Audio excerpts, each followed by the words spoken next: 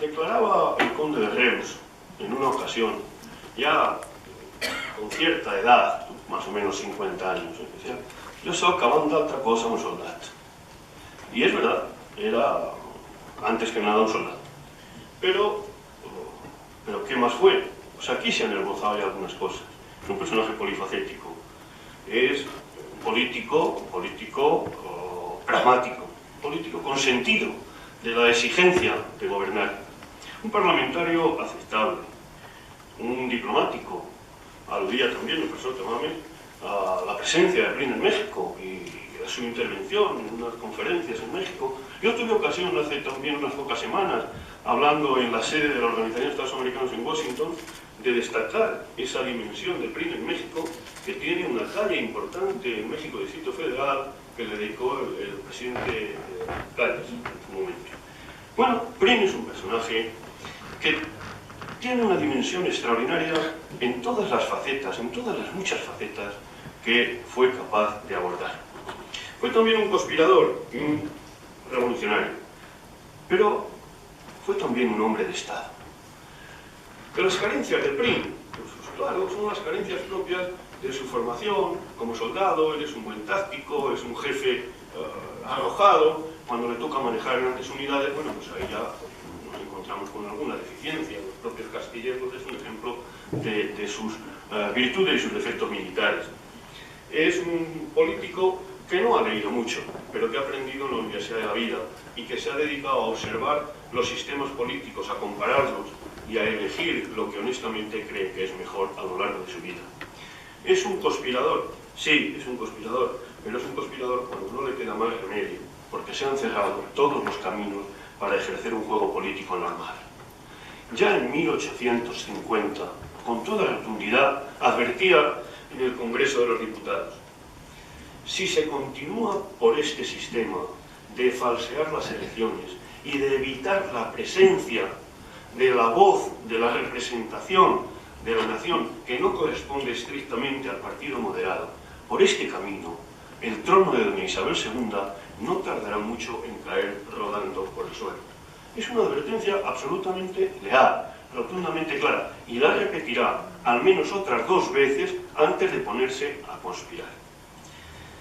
Fue un hombre que tiene un mérito extraordinario en cualquier aspecto de la vida por esta virtud, pero fundamentalmente en el terreno de la política.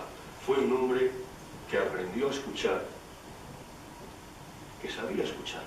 Y esto se lo reconoce nada más y nada menos que Segismundo Moret, que nos escuchaba en las cuestiones de gobierno y después de debatir largo rato decía lo que había que hacer y nos causaba un enorme asombro porque había sabido apreciar lo fundamental de la cuestión. Prin era un hombre que había aprendido a escuchar. Quienes ven en Prin una especie de intrigante, una persona cargada de contradicciones que grita viva la reina y luego abajo los Borbones, etc., a mi juicio no han repasado, no han reflexionado, no han leído, no conocen la vida de Prin. Y este sí es uno de los aspectos que yo voy a exponer aquí. La coherencia de Prin, en el terreno político y en el terreno económico. La coherencia de Prin en el terreno político está en que a lo largo de toda su vida, desde que llega al Congreso la primera vez en 1841 hasta su muerte a finales de 1870, no varió un ápice de su formulación como objetivo político general. Lo encierra en un triple grito: viva la reina, viva la Constitución, viva la libertad. Eso mismo lo puede repetir en 1870 cambiando la reina por el rey. Cambiando forzadamente la reina por el rey. Fue un progresista en todo momento, que comete un error táctico en 1843 apoyando una insurrección que acaba con Espartero porque termina abriendo la puerta a los moderados. Pero es que no se dan cuenta quienes ven ahí una contradicción, ven ahí un oportunismo, ven ahí una alianza extraña, no se dan cuenta que Prin, desde que llega a Madrid el año 41 y luego en su viaje a París del año 42, y siempre está buscando crear un liberalismo en España operativo, alejado de todos los extremos y de todas las intransigencias. Ese es el modelo, eso que lleva a la práctica con sus aciertos y sus desaciertos durante un periodo extraordinario de la historia de España, don Leopoldo O'Donnell. Eso es cierto, eso lo intenta también Prim.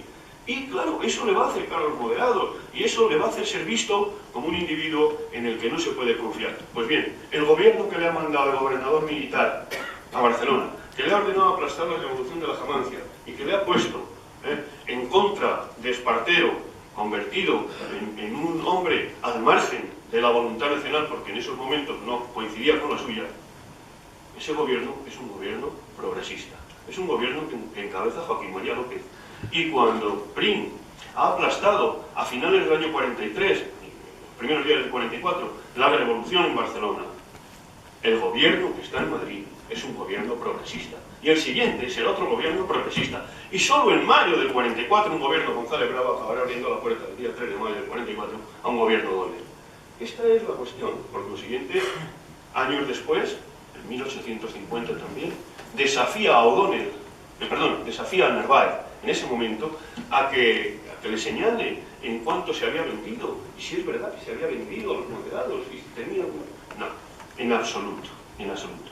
Él reconoce ese error táctico porque acaba pagándolo muy caro. Le cuesta estar prácticamente desterrado del ámbito de la política entre 1844 y 1850. Le cuesta volver a hacer méritos para recuperar el apoyo de los partidos progresistas y, en particular, de los empresarios del textil catalán, que son sus soportes fundamentales. Prim fue un político coherente que buscó que la libertad fuera la expresión de la soberanía nacional en un marco constituyente garantizado por la corona.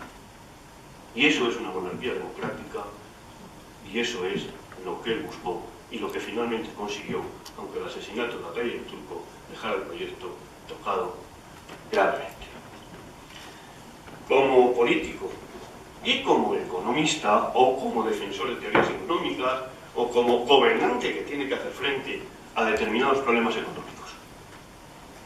En 1869 declaraba: yo he sido siempre y espero seguirlo siendo proteccionista. ¿Pero cómo? Si es un político progresista.